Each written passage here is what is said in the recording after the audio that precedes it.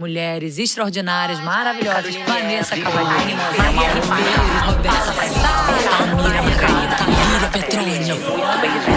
Eu entrevisto mulheres, mas o programa é pra todos. Senta direito, garota. Oi, gente, esse é o Senta Direito, Garota. Eu sou a Juliana Amador. Antes de começar o episódio, eu venho lembrar que nós temos um Apoia-se. Toda ajuda colabora para que esse programa continue no ar, trazendo histórias de mulheres extraordinárias, incríveis, referências no assunto. Hoje estou aqui com essa musa, Anitta Carvalho. Seja muito bem-vinda. Empresária artística, especialista em music business, professora, palestrante. Somos um monte de coisa, né, Anitta? É verdade. Olha, obrigada pelo convite, viu? Uma honra enorme estar aqui. Dentre esse seu cast, essa sua curadoria que você faz, que é maravilhosa, né?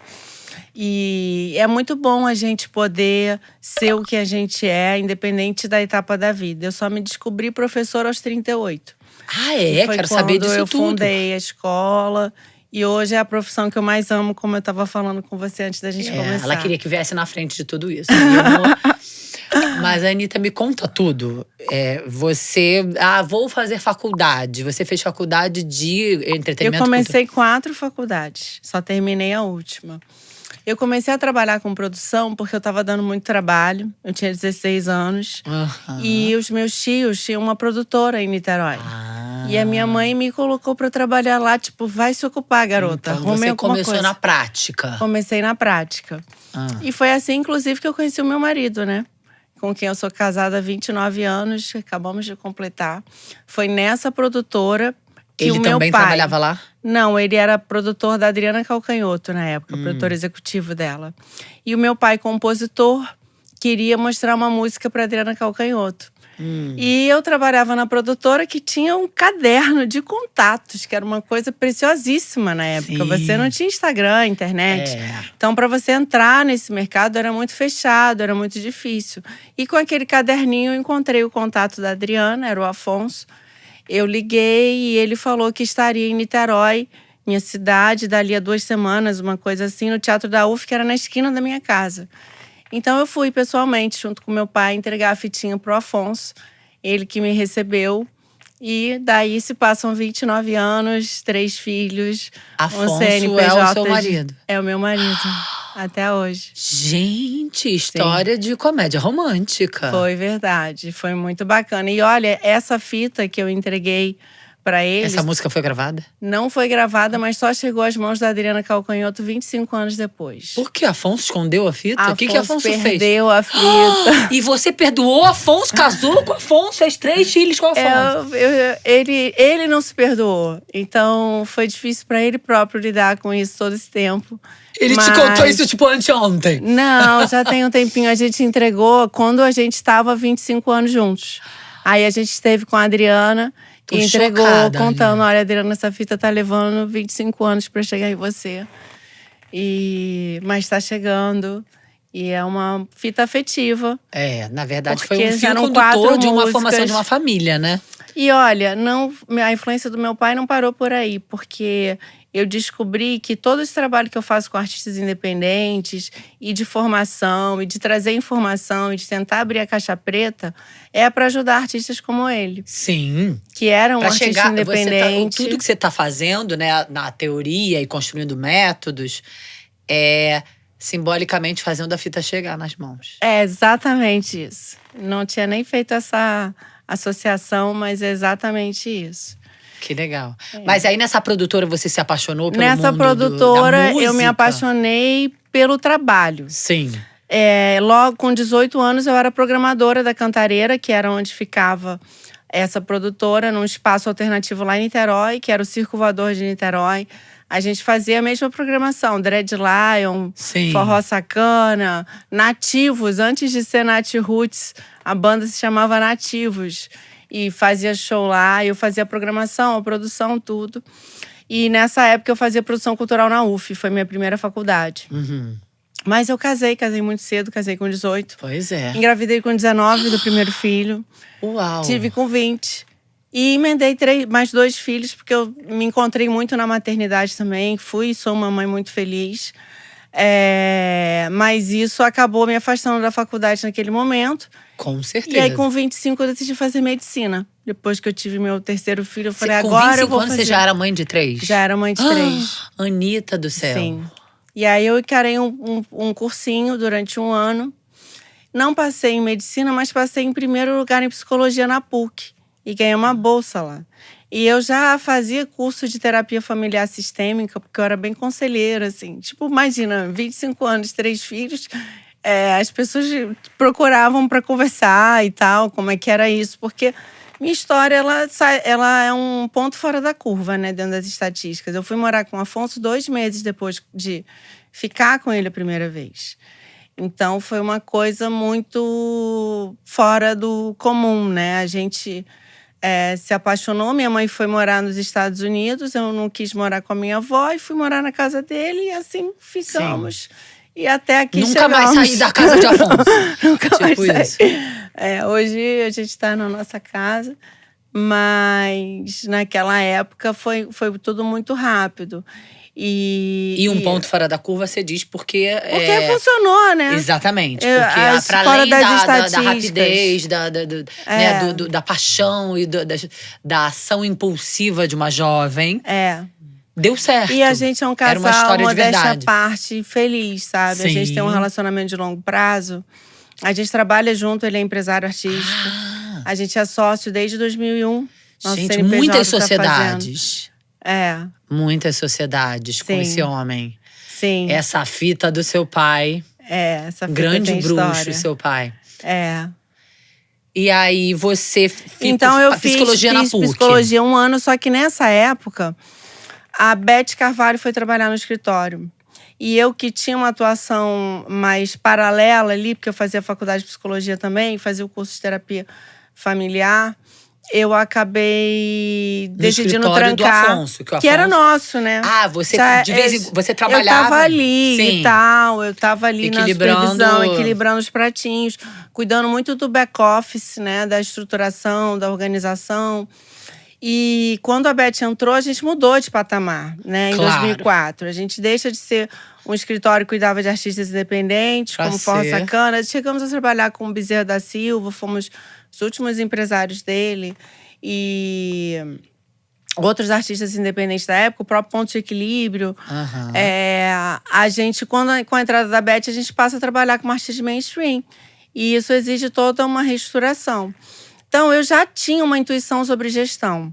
Hoje eu percebo. Então, eu dividi a empresa em setores, sem nunca ter estudado isso. Mãe de 3? Mãe de 3, não tem como não ter uma intuição em gestão. Exatamente. E aí nessa época também… Você saiu da psicologia? Saí da psicologia. Porque precisava dessa… Mas eu pensei, eu fico uns 6 meses… e volto para psicologia. Não voltei, fiquei porque aí o Diogo Nogueira começou também a carreira dele lá no escritório. Ele ficou 15 anos com a Beth e 18 com o Diogo. E nomes gigantes. Sempre relações de longo prazo, né? A gente Você é boa faz nisso. relações de longo prazo. Eu também gosto. E aí, quando o Diogo estava numa campanha de publicidade importante, eu, no meio daquele set, falei, cara, eu preciso estudar. Eu preciso saber como potencializar tudo isso que a gente tem. Minha premissa era simples.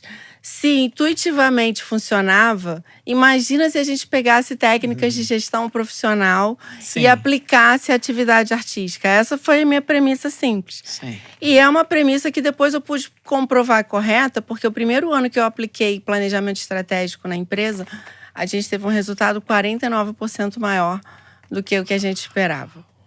Então, aí daí não dá pra desver. Aquilo que eu sentia no coração, eu transformei em método, exatamente. E nesse set de filmagem, eu encontrei o curso de… Você teve uma epifania com o Diogo? Foi isso mesmo. Exatamente isso. Eu procurei tem que ter algum curso pra mim. Eu botei administração em entretenimento. Sim, eu nem sabia que existia esse curso, por Aí exemplo. tinha a faculdade de administração com foco em marketing e entretenimento da SPM. Só que imagina, eu tinha nesse meio período feito 1 ano de faixa também em comunicação. Falei que foram 4, né? Produção cultural, psicologia e comunicação. Não me adaptei à faixa, eu sou meio CDF, era um esquema assim mais à vontade. E na SPM eu me encontrei em administração. Mas no início eu falei, cara, eu vou começar outra faculdade, isso não é para mim. Mas era meu sonho. Era meu sonho me formar e ter um diploma. E aí, com os meninos assim começando a ficar adolescentes, eu encarei. E não me arrependo porque me formei aos 37, aos 39 eu defendi minha dissertação de mestrado. Eu que nem esperava ter uma graduação, hoje estou fazendo meu doutorado.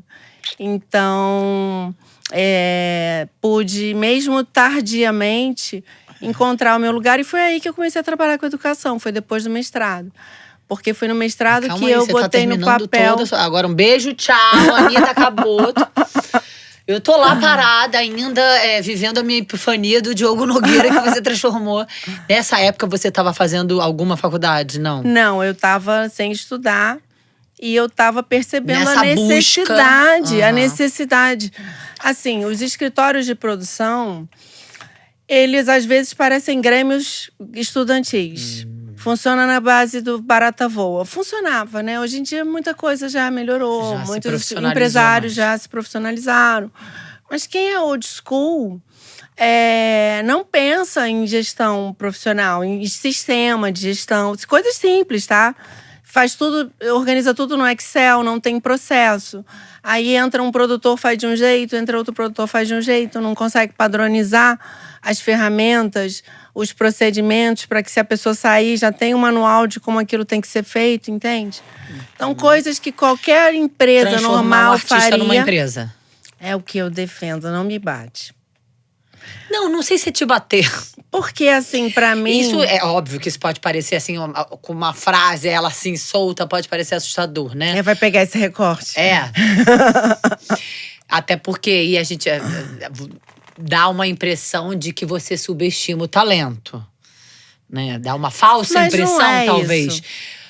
Mas é isso, você ali na prática, porque como você falou, da old school, da produção, vendo, gerenciando grandes nomes, você percebeu que talento ali tinha de sobra. Se com só talento já estava daquele jeito, Já imagina tava com dando bom. talento e pesquisa de mercado e priorização na tomada de decisão e cronogramas e Sim. planos de ação, como isso poderia dar muito melhor, né? E foi isso E que foi eu isso. que eu apliquei e é isso que eu ensino hoje em dia. Porque eu quebrei muito a cabeça tendo que aprender muita coisa sozinha. E eu buscava cursos, por exemplo, na Fundação Getúlio Vargas, no Sebrae, de orçamento, de gestão, mas nada daquilo se aproximava do universo que eu vivia dentro de uma produtora artística. Por isso que eu fundei a escola e comecei esse curso, que está na 25ª edição, né? Já formou quase 700 alunos. Porque eu queria que as pessoas tivessem um espaço de onde aprender empresariamento artístico. A gente não tinha isso. A escola ensina a empresariar artistas. A não só empresariar, mas a gente tem curso de direitos autorais, de marketing digital, indústria fonográfica. Se você quer trabalhar com o mercado da música, nessas áreas de marketing, construção de imagem, negociação de contratos, toda essa compreensão do caminho que o dinheiro faz até chegar no artista. E gestão de carreira em si, venda de shows, né? Marketing para venda de shows, pensado nisso, para artistas especificamente. Então, é todo o ecossistema que envolve a atividade artística, tanto para artistas independentes em autogestão, que é um conceito que eu questiono, quanto para… Qual é o conceito que você questiona? Quero saber disso. Artistas em autogestão. Eu acho isso uma coisa que eu não consigo acompanhar como é possível. Mas e se não tiver escolha? Muitas vezes não tem, a maior parte Pois das vezes não tem. eu E acho por que isso é que isso. eu formo empresários. Sim. Para que haja escolha. Vou te trazer um dado inédito.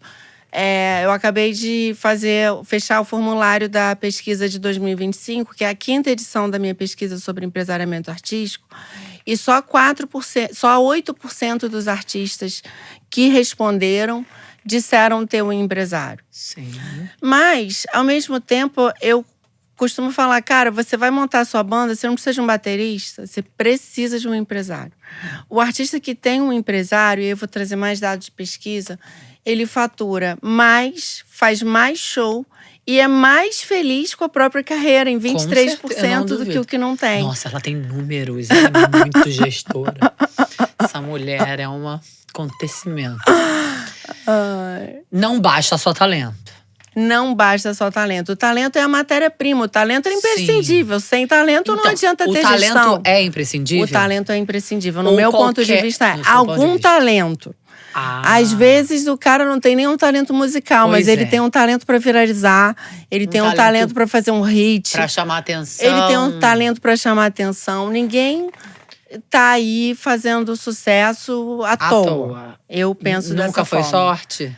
Às vezes sorte faz parte, faz muita parte, né? Só que não dá para o artista mais esperar ser descoberto. Achar que alguém vai ver… eu vou estar andando pelo shopping, quando de repente… ou vão ver meu vídeo, o cara da novela. E antigamente você tinha uma fórmula. Você gravava um álbum, botava aquele artista no Faustão, pagava o jabá da rádio, botava a música na novela e aquele artista… E mesmo assim era um caminho difícil. Era, porque… De difícil acesso. Era, porque as gravadoras eram um funil, né? Sim. Era um funil onde somente ali a diretoria de AIR, formada na maioria por homens brancos, cis, de meia idade… Eles que decidiam o que a gente ouvia. A nossa cultura é formada pelo gosto deles. Exatamente. E agora hoje a gente tem uma democratização não só da produção com os estúdios caseiros, como da distribuição com as plataformas digitais. Mas a gente ainda tem um monopólio das gravadoras na área de promoção. Porque eles têm o poder econômico para fazer um canhão de divulgação, colocar bastante dinheiro de posicionamento, estratégia de influenciadores e etc., para fazer um trabalho virar. Então, ainda, apesar da democratização, ainda é um jogo desigual, entendeu? Sim. E uma pessoa ruim consegue fazer sucesso? Pô, a gente tem alguns exemplos, né? Como não? Vou dizer que não. Consegue. Porque ruim e bom também são conceitos um pouco relativos. Subjetivos? Pessoas que eu considero que são conceitos bem subjetivos. São conceitos formados a partir de todo o contexto cultural e do próprio repertório que aquela pessoa tem acesso. Uma vez eu ouvi alguém falando sobre funk, eu não me lembro. É impossível a gente não falar disso. E a pessoa falando que ali era um equipamento muito rudimentar, uma realidade muito violenta. E aqueles jovens estavam ali fazendo música, produzindo canções. Ainda que seja a realidade violenta que eles vivem, ainda é uma expressão artística, né? E que se conecta com aquela galera e transborda. A gente vê baile de favela tocando em todo casamento. Até hoje. Até hoje. Mas não tem como não problematizar, né? Isso aconteceu agora, no mês de abril. MC Ryan SP, preso hoje. Foi o mais ouvido do Spotify Brasil. Um homem que já foi filmado batendo na companheira. Isso é chocante, né? Isso é muito chocante. É como a gente pensar na época do Vitor e Léo, né? Um dos dois. Agora eu não vou ser justa com um dos dois que bateu. Dupla tem esse problema. O Sandy Júnior. E depois ele voltou à carreira. A gente tem o goleiro Bruno, que é pior. Muito. Então, como isso acontece, a gente pode explicar pelo aumento do número de feminicídios. Tá tudo relacionado. Tá tudo relacionado. Tá tudo relacionado. Porque eu falo de música, eu falo de educação, né? Com uma professora, referência em educação e educação socioemocional. E falo com você, que é uma referência da música, do empresariamento artístico. Mas todos têm que passar por isso. Eu sou uma feminista tardia. Sim. Eu só com mais de 30 que eu… E sabe como foi? Eu me lembro esse dia. Você lembra desse… Eu estava na sala de reunião do escritório e a gente estava falando alguma coisa de gravadora e, de repente, passou um filme, assim, de todos os diretores e presidentes de gravadora que eu conhecia na época. E todos eram homens, brancos. Opa! Aí eu falei, ué, gente, ou nós somos menos competentes ou nós temos menos oportunidades, senão a conta não fecha. Foi ali que eu entendi, comecei a entender que existia um jogo desigual. Até então, na minha cabeça, era igual para homens e mulheres e não é. Você tava ali vivendo a sua vida sem pensar muito sobre isso, né? Sem pensar muito sobre isso, mas eu acreditava em submissão feminina, né? Eu fiquei 20 anos acreditando que o meu papel era dar suporte ao meu marido e cuidar dos meus filhos. Mesmo assim, eu trabalhava, eu estudava, eu fazia as minhas coisas.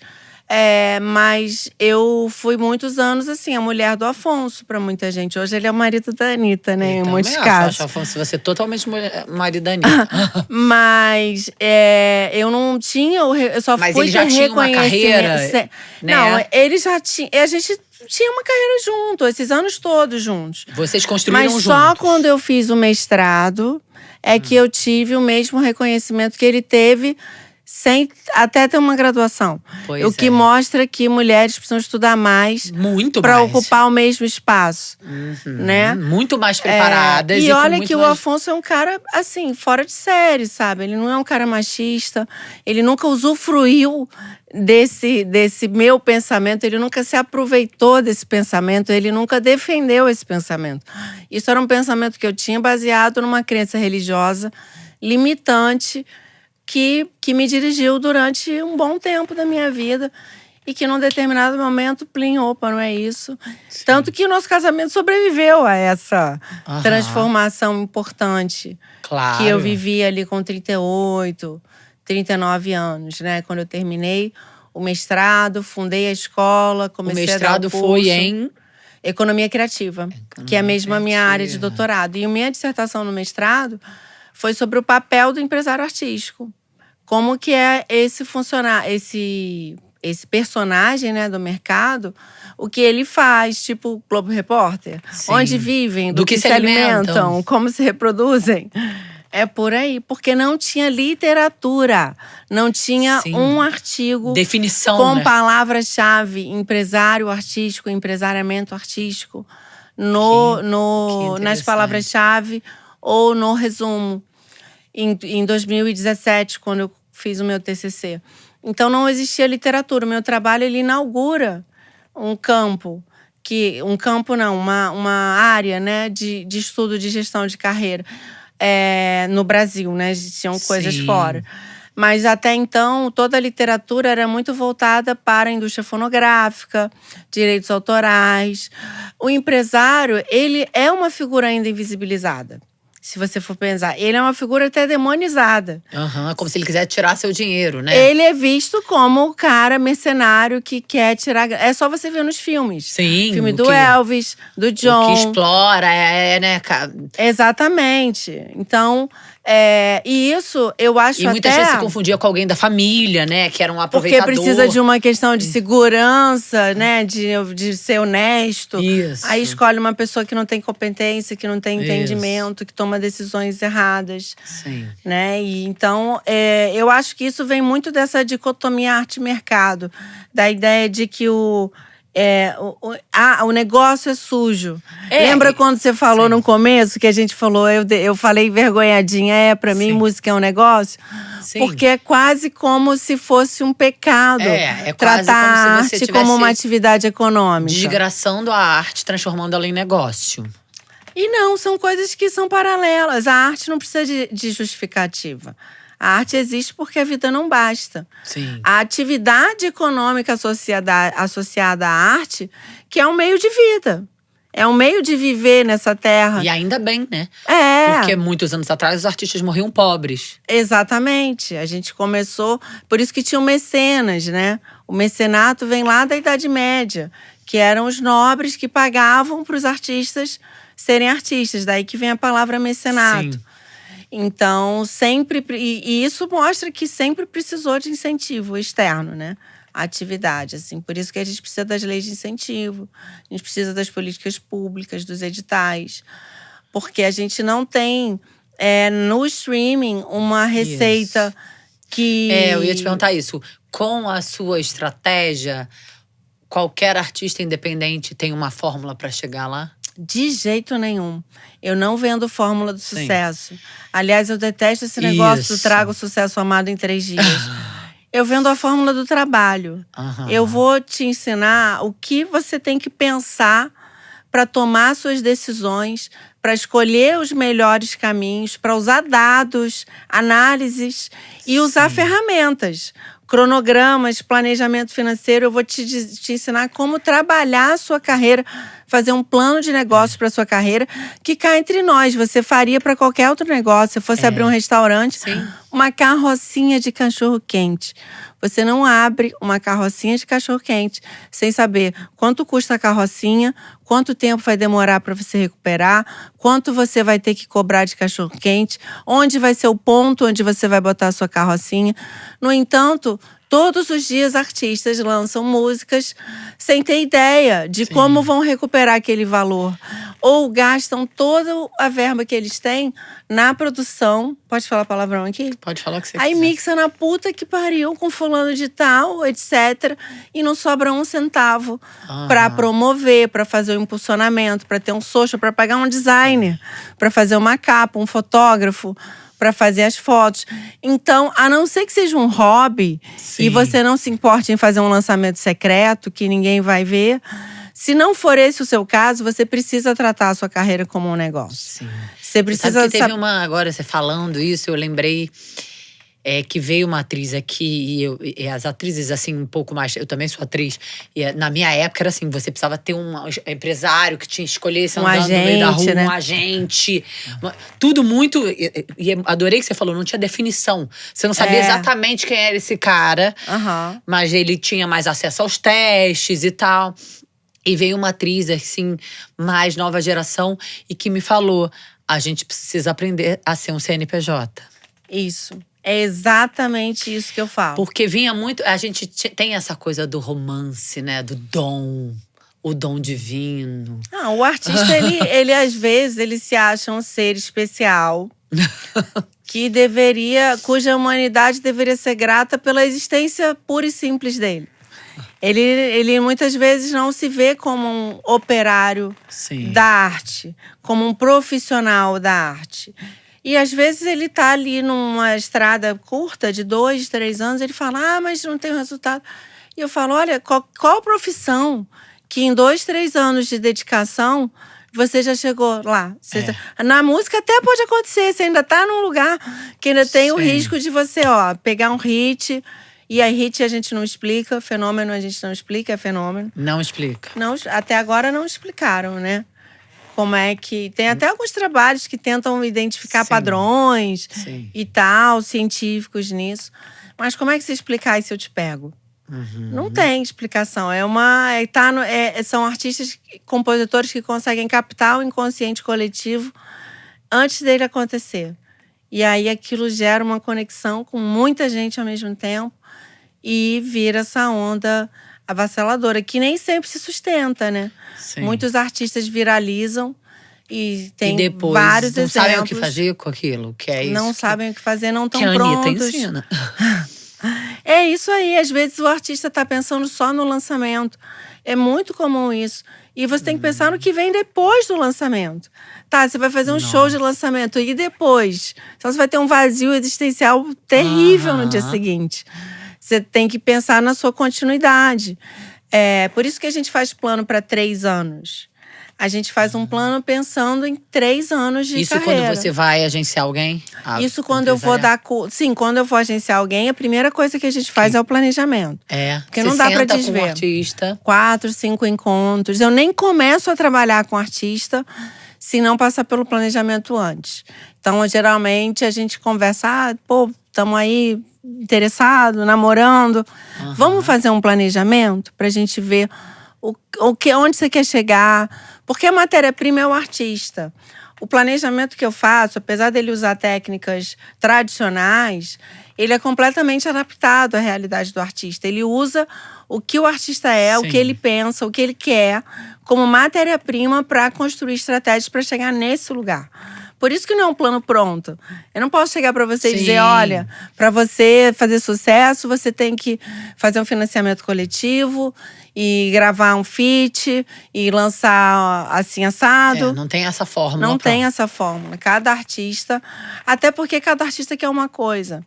Uma das primeiras coisas que eu pergunto na consultoria é o que vai acontecer que vai fazer você saber que você subiu de patamar? Qual vai ser um indicador, assim, tipo… E aí tem respostas diferentes. Uns me dizem, quando eu estiver no Rock in Rio. Outros me dizem, quando eu sair no jornal. Outros me dizem, quando eu for indicado ao Grammy.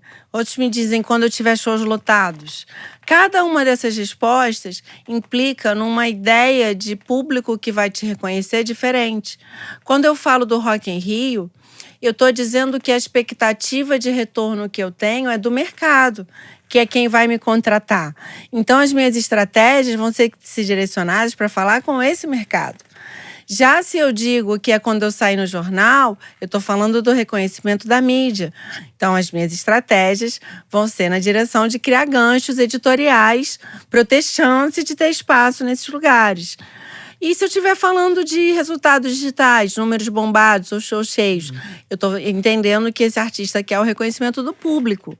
Porque o que mede, né, esse resultado digital e esses shows lotados são o público. Então, a gente vai fazer estratégias B2C, né, direto ao cliente, porque eu trato o fã como um cliente. Meu doutorado é sobre isso. Para mim, é uma relação de consumo. E eu quero entender como artistas independentes podem se beneficiar dessa relação de consumo. Você tem o seu Apoie-se, por exemplo. Isso é uma relação de consumo. As pessoas que te assistem, que estão aqui ouvindo a gente agora, reconhecem o valor do que você faz e se dispõem a apoiar. Por que artistas independentes não fazem a mesma coisa? Tem um artigo, acho que é americano, chamado 1000 Fãs Verdadeiros. Esse autor, esqueci o nome dele, ele defende que você só precisa de 1000 fãs. Se você tiver 1000 fãs verdadeiros, são 1000 pessoas, vamos supor, dispostas a pagar R$ 9,99 por mês para você existir como artista, para você fazer sua arte. São R$10.000 por mês, não é nada, não é nada. Já dá para você, pelo menos, são 120 no ano. Dá para você fazer um projeto musical robusto. Então, quando a gente nega essa relação de consumo, a gente deixa de usufruir da receita. É como se o artista não ligasse pro dinheiro, sabe? É como se ele sentisse culpa de pensar em dinheiro. É uma culpa, eu acho que tem uma vergonha. Eu demorei anos pra falar, sabe? Eu ainda é uma coisa pequena. E é isso, essa coisa do dinheiro. Ainda mais, eu acho, vindo de mulheres, né? São muitas camadas. Muitas nuances e muitos detalhes específicos de você… se sentir digna de falar, não, eu preciso cobrar e cobrar. Mas é porque o artista, ele muitas vezes ele lida com crowdfunding, esses financiamentos coletivos, no lugar errado. No lugar do pedinte. E não no lugar de que você, quando você fala do seu Apoie-se, você tá dando à pessoa que te segue, à tua audiência, a oportunidade de se juntar ao que você faz, de fazer parte. É outra coisa. Não é te dar uma força. Não é te dar uma ajuda. Não é, entendeu? É em outro lugar. E isso só é possível de entender quando você entende que é um negócio. Né? Não é só uma relação de troca afetiva. Não é um trabalho voluntário, não é devocional, né? Não é. Exatamente. E até quando o artista vai se apresentar para um empresário ou para um profissional do mercado, um cara de festival, um contratante, alguma coisa, ele vai no lugar do pedinte. Ele vai pedindo ajuda. Pô, me ajuda. Pô, me dá uma força. Ele tem que se apresentar. Olha que legal o meu trabalho. Sim. Olha que legal o meu projeto. Tenho certeza que vai ficar bacana no seu festival. Sim. Não é me dar uma força porque eu tô precisando, porque eu tô começando. É outro discurso. É uma formação de autoestima aí desse artista. Eu acho que passa pelo negócio mesmo. Quando a gente está fazendo um planejamento, eu pergunto: o que a pessoa que te consome está recebendo em troca? Então, a primeira coisa que ele tá entendendo ali é que há uma troca. Sim. Existe uma troca. Quem está te consumindo está pagando para te consumir. Ainda que seja a assinatura do streaming, o ingresso. Sim. Se ela está ouvindo de graça, tem alguma publicidade pagando. Sim. Existe um gasto de tempo. A gente não está falando só de share of wallet, né? Da divisão da carteira, mas share of heart. O espaço que você vai ocupar no coração de cada um desses fãs.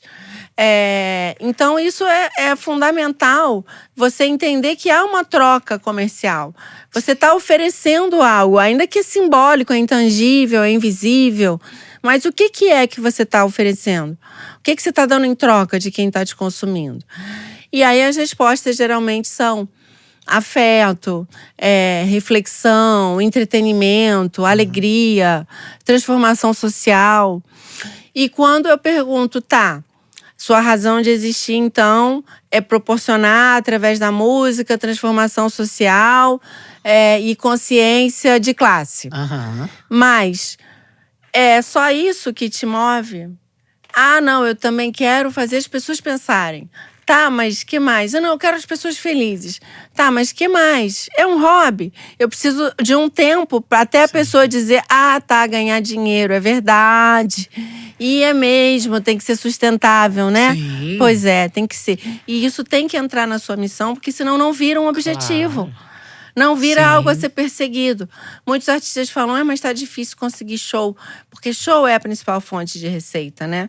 Já que o streaming não remunera hoje em dia não o tem mais, suficiente, você tem que fazer show. E show autoral é difícil mesmo, você vender, você tem que ter plateia. Mas existem shows comerciais que você pode fazer para casamentos, para corporativos, para órgãos públicos. Você tem um mercado, então os shows estão acontecendo, alguém está fazendo esses shows, pegando esses cachês. Sim. Pode ser você. Agora, se você só ficar esperando o telefone tocar, não vai acontecer. Então a pessoa fala: tá difícil conseguir show. Eu falo: mas o que você tá fazendo para conseguir show? Nada. Mas cadê seu empresário? Mas se você não tem um empresário… O que você faz? Se você não tem que tocar o trabalho, senão não vai acontecer.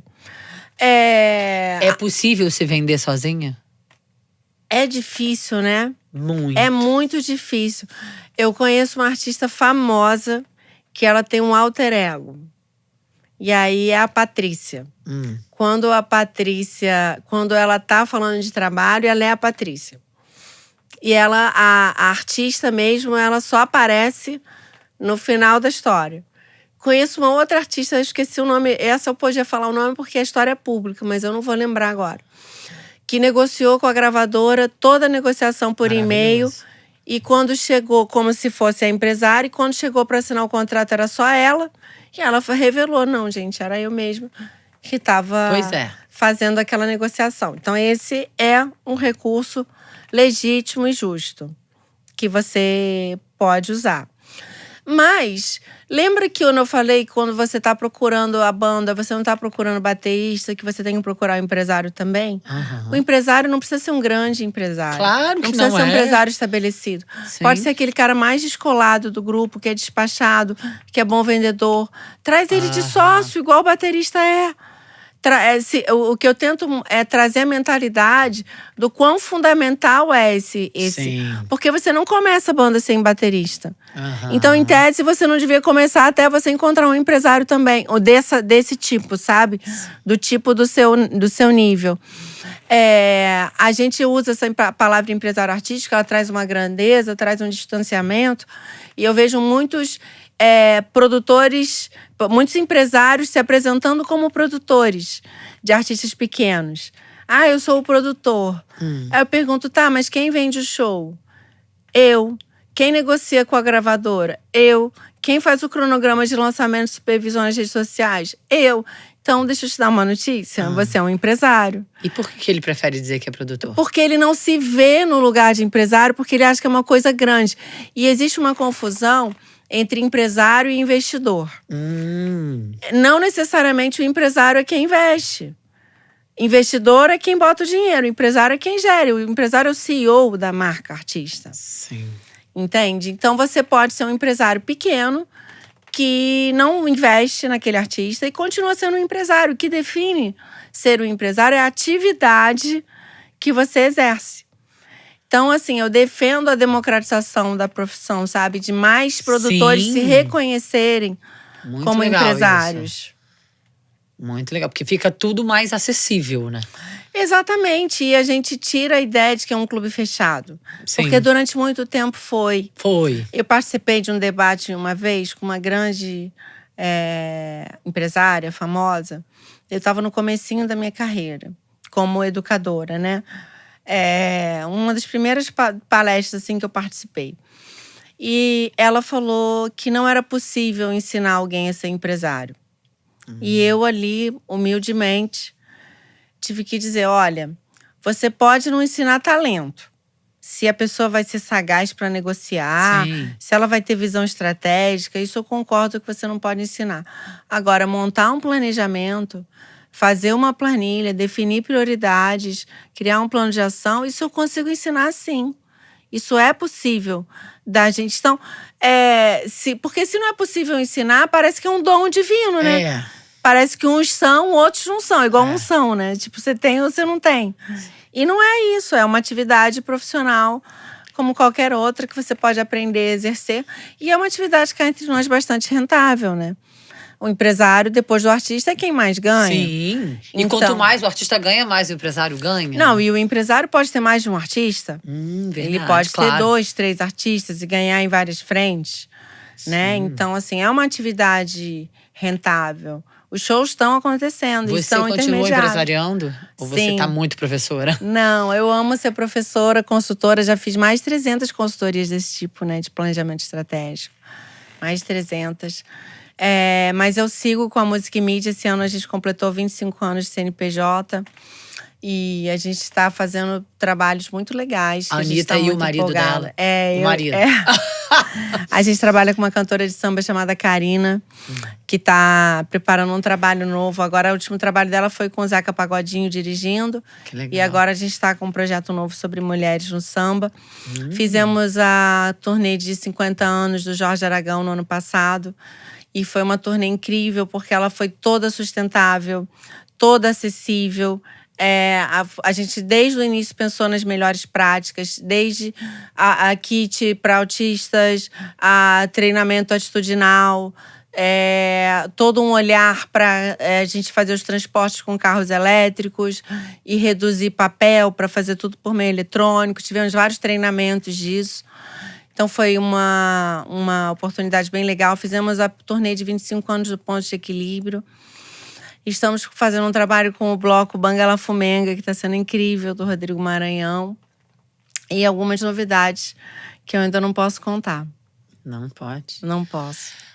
Anitta, mas temos talento demais e oportunidades menos? Olha, se eu dissesse que não, acho que eu estaria mentindo, considerando a extensão do Brasil, extensão do Brasil, a diversidade do Brasil. Mas não é que eu acho que tem oportunidade de menos. Eu acho que tem informação de menos. Sabe? Eu acho que ainda tem muita romantização da carreira artística. O artista ainda acha que ser artista é fazer show. Fazer show é uma pequena parte da sua atividade. Então, existem muitas outras coisas que estão envolvidas. Então, eu acho que o artista que se vê como o negócio, faz um planejamento profissional, ele está muito na frente. Precisa da formação também do artista, né? Exatamente. Não só a formação do empresário, mas a formação do artista. O artista tem que entender tudo que o empresário tem que entender. Porque ele é o sócio majoritário do negócio. É outra coisa que eu mapeei foram os percentuais praticados, né? No mercado. E existe uma coisa interessante, ó. Dentre os artistas, eu perguntei quanto vocês pagam de percentual. Na média, me disseram 19%. Mas eu também perguntei quanto você acharia justo pagar. E eles me disseram 25%. Já os empresários, eu perguntei quanto eles cobram. Eles disseram 25%. Quanto achariam justo? 33%. Então, existe tanto para empresários quanto artistas a percepção de que o percentual cobrado é menor do que o que seria justo. E quando o próprio artista sinaliza que estaria disposto a pagar um percentual até maior do que o que ele está pagando, mostra como é um mercado cheio de oportunidades. Sim. Porque tem muito artista sem empresário. Você provavelmente conhece alguns artistas sem empresários. Mas você conhece algum empresário sem artista? Não.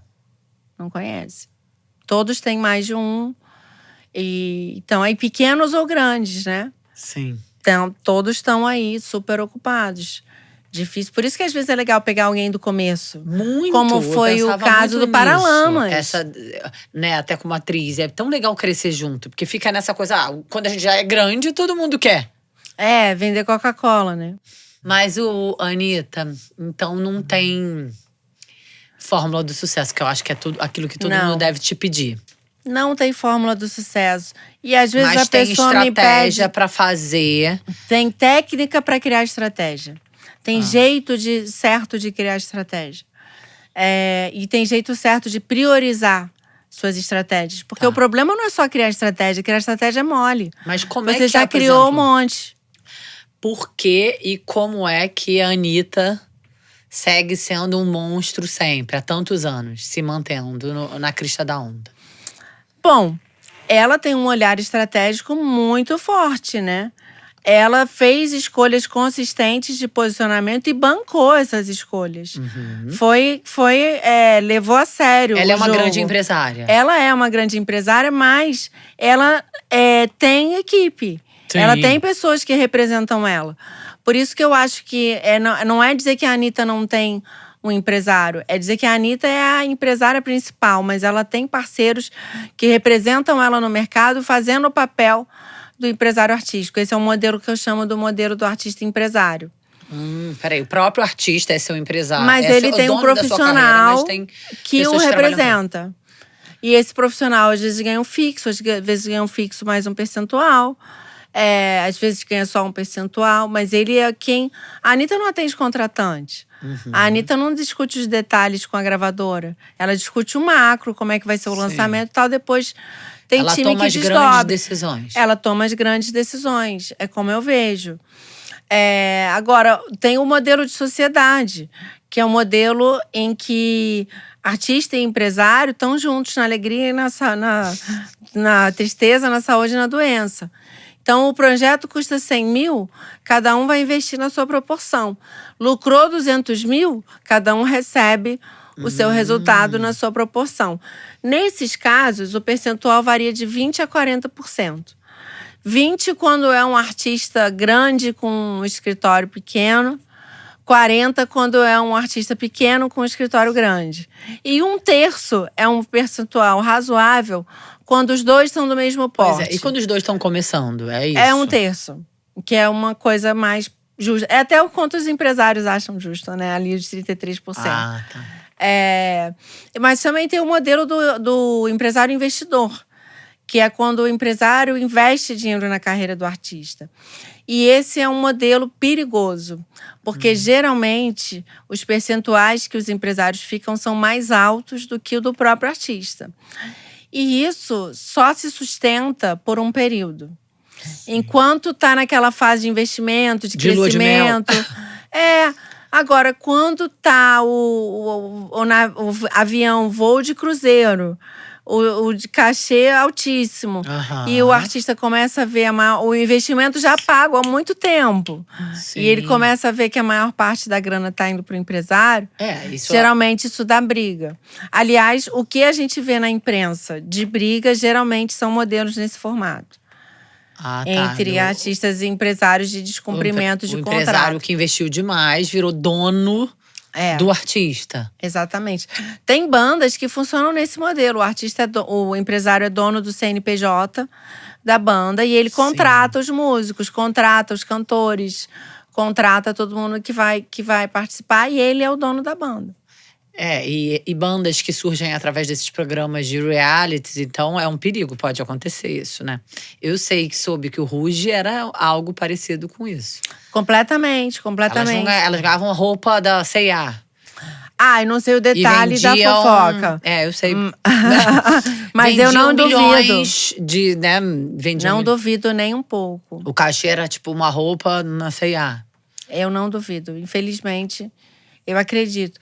E, infelizmente, eu defendo, né, o papel do empresário, defendo esse profissional. Sim. Tento desmistificar a questão da demonização que ele sofre por tratar com dinheiro. Mas eu tenho que reconhecer, são muitas histórias de empresários incompetentes ou desonestos. Mas isso eu não atribuo à profissão em si, mas sim à falta de formação. Pensa que até pouco tempo a gente não tinha. Que qualquer um podia ser empresário. Qualquer um podia ser. Então, qualquer um não faz diferença se você estudou, se você não estudou. Na minha pesquisa, eu perguntei assim, para você ser um empresário, foi um objetivo que você determinou ou foi uma oportunidade que você teve aconteceu. E que você se jogou de cabeça? 67% me disseram que foi uma oportunidade. Sim. Eu achei até que seria mais. Mas esse número caiu, hein? Na primeira pesquisa era maior, era 75%. Sim. Eu gosto de pensar que eu tenho um papel nisso, sabe? Muito, maravilhosa. Que eu comecei a ajudar pessoas a tornarem isso um objetivo. Uma escolha, uma profissão. Eu quero ser empresária.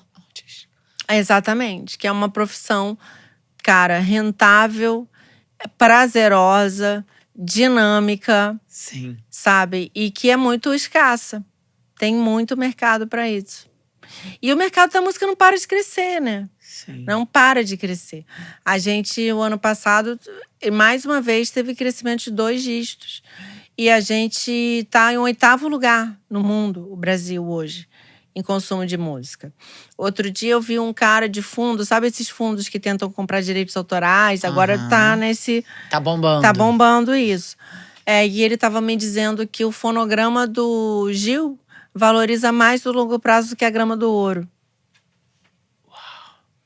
Então, assim… Aliás, dá Gil e Caetano são dá pra dois dizer grandes que não é artistas. uma atividade econômica? Pois é. Não dá. E Gil e Caetano são 2 grandes artistas exemplos que dizem as boas ou más línguas, que viraram potências financeiras depois que foram bem empresariados. Pelas esposas. O que é uma coisa rara, né? Da gente ver esse tipo de relação funcionando. Pois é. Sim, eles são cases, eu acho que são fora da curva, né? Não acho que seja tão comum de acontecer. Sim. Mas o que você trouxe só reforça o quanto um bom empresário, independente de ser esposo ou não… Exatamente. Quanto eles eram Haribo, né? Quanto eles só queriam cantar. E são dois gênios, né? São 2 gênios. Sim. Então, enquanto eles só queriam cantar e existir… E realmente, eles existirem é maravilhoso.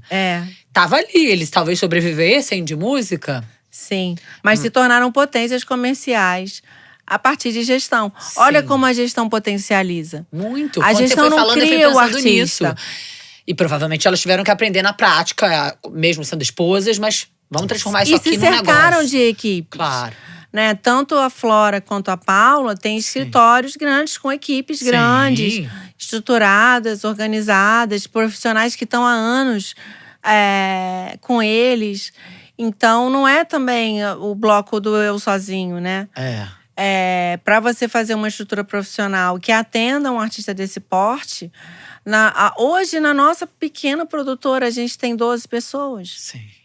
Para poder todo mundo ter o departamento de marketing, o departamento artístico, o departamento comercial, o departamento de produção e o departamento administrativo financeiro.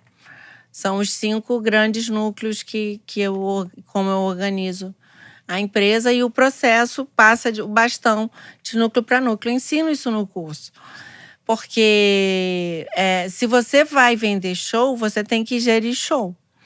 Cada show ele tem que se tornar, dentro do seu sistema, um projeto. E esse projeto ele tem início, meio e fim, ele tem um fluxo.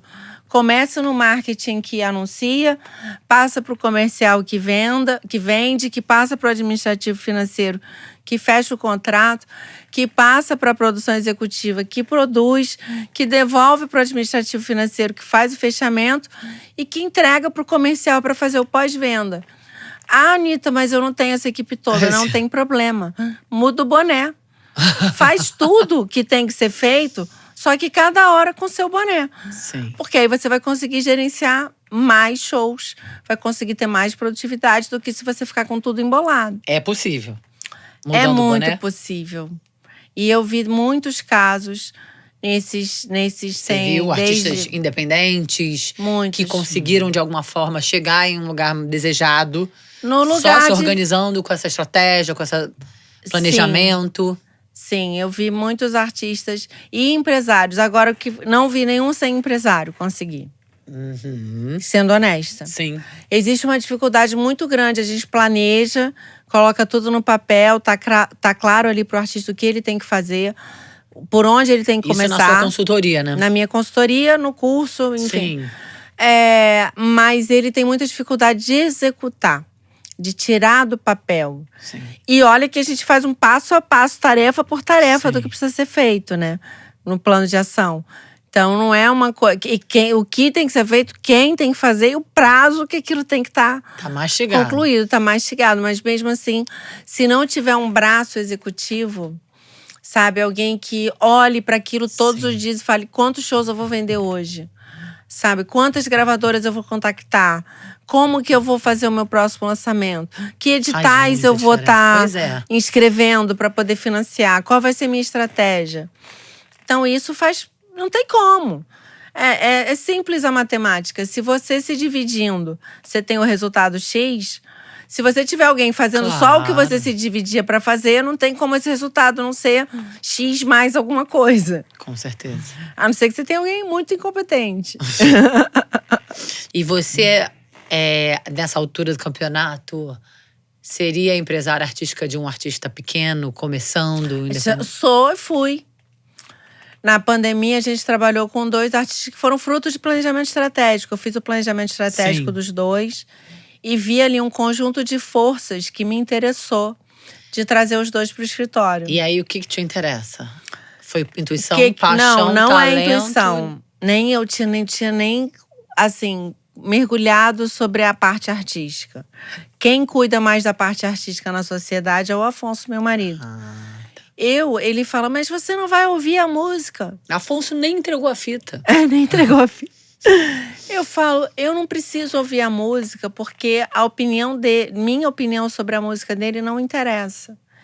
A não ser que eu seja público-alvo. Eu não me coloco no lugar de produtora musical. Você eu não sou aceitou ser musicista. empresária, você fez o planejamento, aceitou ser empresária sem nem ouvir a música? Eu ouvi a música, mas eu não vi um show. Uhum. Entendeu? Eu vi que tinha um talento ali, os 2 eram compositores. E foi um lindo trabalho. O Léo Quintela, a gente assinou com a Biscoito Fino, lançou um álbum, conseguimos um feat com o Sidney Magal, de uma música do Magal que ele regravou, que entrou na novela. Fizemos shows Rio, São Paulo. Sim. Não lembro se a gente fez outras capitais. Então foi um trabalho muito legal, que colocou ele no mundo, assim, Sim. de uma forma mais consistente. A Amanda, que também ficou com a gente uns 3 anos, a gente lançou um álbum muito lindo, que teve uma música que ficou muito conhecida, Coragem, tocou muito na rádio, foi regravada várias vezes. E ela tá aí, ocupando o espaço dela, continua com o trabalho dela. Então, sim, é possível trabalhar com artistas menores. Agora, não dá para dizer que eles vão ser prioridades dentro do escritório. Por isso que eu falo com artistas às vezes também. O artista independente, ele tem esse sonho de que um empresário grande vai abrir portas para ele. Mas, às vezes, é melhor você estar num escritório do seu nicho, Sim. que já trabalha com contratantes do seu porte, com fornecedores do seu porte, e que vai te dar uma atenção, porque você é um produto principal ali dentro, do que você ficar num escritório grande de um empresário que tem muitos contatos, mas que não tem necessariamente tempo para te priorizar.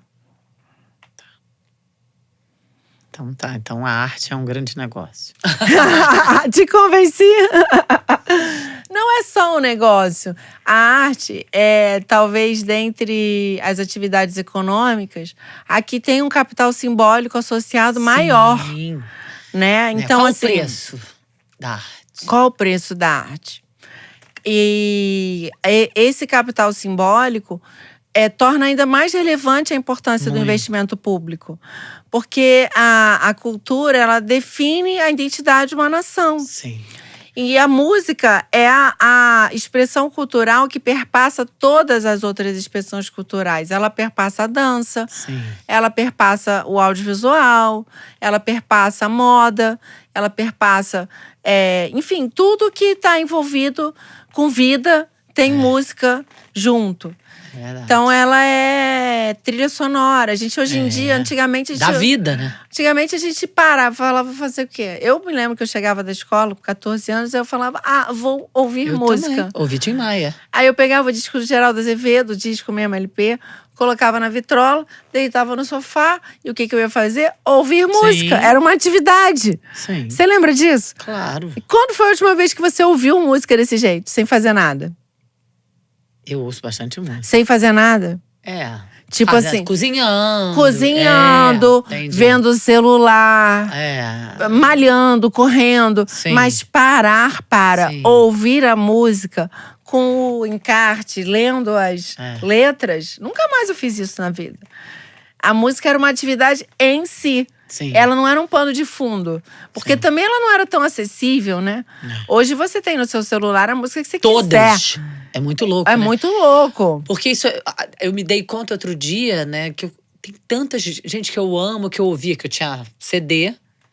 E que eu esqueço de procurar, né? Na palma da nossa mão. E o algoritmo não te leva, se não te levar… Não, outro dia eu fui para um lugar que não tinha Wi-Fi. E eu passei pela situação… que eu não passo há muito tempo, de não poder ouvir a música que eu queria. Só dava pra ouvir o que tinha na biblioteca. Como assim? Né? Não parece que tem… O Spotify chegou no Brasil em 2014, gente. É ontem. É ontem, tem 12 anos que isso aconteceu. É muito recente. Sim. Né? E a gente nem sabe qual vai ser a próxima forma de consumo de música, né? Porque é um mercado que se transformou tanto… Imagino que isso seja um tema também para você nessa… Isso é um tema para mim, de pesquisa. De pesquisa. Aqui em Economia Criativa a gente estuda muito futurologia, né? Tendências e como você faz essas estimativas. E uma das coisas que a gente está pesquisando é justamente o futuro desse consumo. E eu acho que passa pelo fã. Eu acho que passa pela relação direta com o fã. Sim. Eu sempre falo pro artista… Cara, site é muito importante. Mas ninguém vai no site. O site é a sua presença digital e o lugar onde a pessoa que quer ser o seu fã vai lá para colocar o e-mail, o telefone dele para saber mais de você. Mas é pouca gente que se inscreve. Mas é gente muito quente. Se você, não sei nem se você tem landing do Senta Direito Garoto, uma página lá. Não, e muita gente fala isso pra mim. Uma grande amiga me falou Não precisa ser uma página complexa, uma landing com contato das pessoas. Ter um site. Mas a gente já tem rede social, a gente já tem YouTube. Mas quem quer receber por e-mail hoje o seu novo episódio, faz como? Pois é.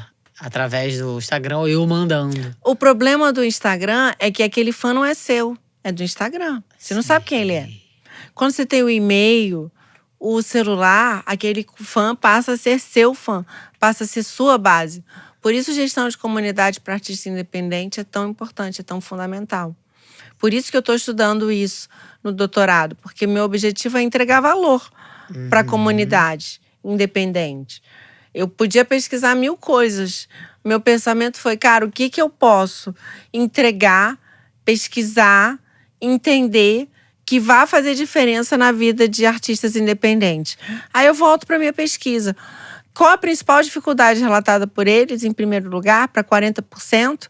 Investir financeiramente. Sim. Então, vamos atacar a questão da geração de receita? Como a gente pode explorar outras gerações de receita? Bom, aí eu tenho que pensar no consumidor. Quem é meu consumidor? O fã. Foi aí que eu cheguei nesse problema de pesquisa, entendeu?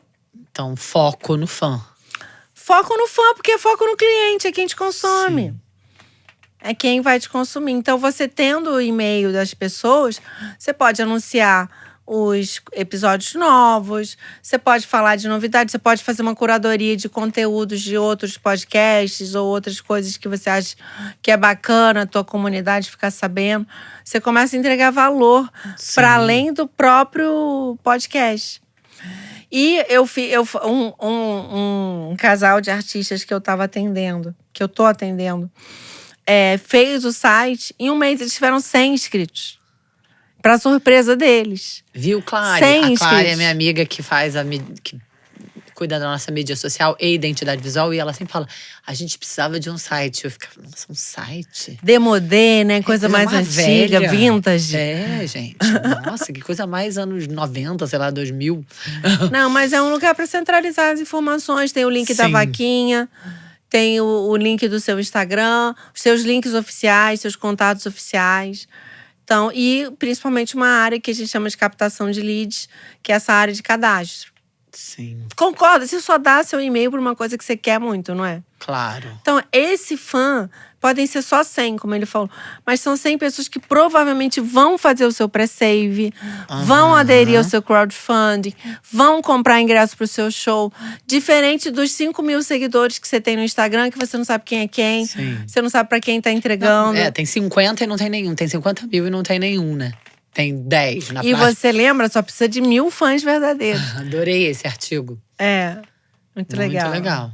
Ai, Anitta, adorei. Que bom, querida. Um prazer, viu? Bem, foi uma aula. Você é realmente uma boa professora. Obrigada. E me Gosto. convenceu. Te convenci? Não tô te achando bruxa que transformou a arte num negócio. Não, a Adorei. gente tem que usar o negócio a favor da arte. Claro. No fundo, essa é a minha defesa. Não, e isso, né? Eu acho que essa coisa do dinheiro sempre tem esse incômodo. E na vida das mulheres é quase um tabu, quase é o não dito, né? É verdade. É uma interesseira, ela… E no meu trabalho, agora… Tudo bem, eu me formei em Direito, sou atriz e virei comunicadora com uma pauta que é muito bonita, que é protagonismo das mulheres, defender as mulheres. E aí fica essa confusão de um trabalho voluntário. O meu trabalho não é voluntário. Eu quero ganhar dinheiro, eu preciso ganhar dinheiro. Isso aí. E eu sou boa no que eu faço, entendeu? Então, assim… Você merece, né? É isso. É Então, isso assim, aí. entender… Você entrega valor. Tem que fazer seu planejamento. Viu?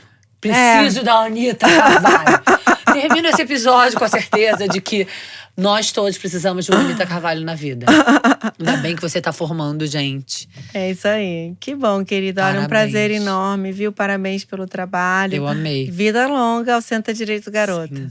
Planejamento, estratégia, 1.000 fãs. 1.000 vezes 1 milhão. Obrigada por ter vindo. Eu que agradeço. Tá? Você é uma querida, muito talentosa e ótima professora. Muito Porque obrigada. você conseguiu dar uma aula, né? E uma aula interessante. Porque a gente, Que às vezes, bom. tem essa impressão de que vai transformar tudo num negócio e vai ficar chato. Não. E dá pra ser legal, dá pra ser interessante. É dá muito pra… legal, é Sim. muito legal. Na hora que a gente É fascinante prioriza entender as estratégias… as coisas acontecendo. É o momento que a pessoa fala… Uau! Uau. É isso, Tem um uau. então. Isso. É por aqui que eu tenho que ir. Caramba, agora clareou. É o verbo que eu mais ouço. É dar caminho, né? Dar caminho. Estratégia significa caminho em grego. Ah, Vem da palavra viu? caminho do general. É essa a origem da palavra. Então, parabéns pelo caminho. Obrigada. Beijo, gente! Beijo.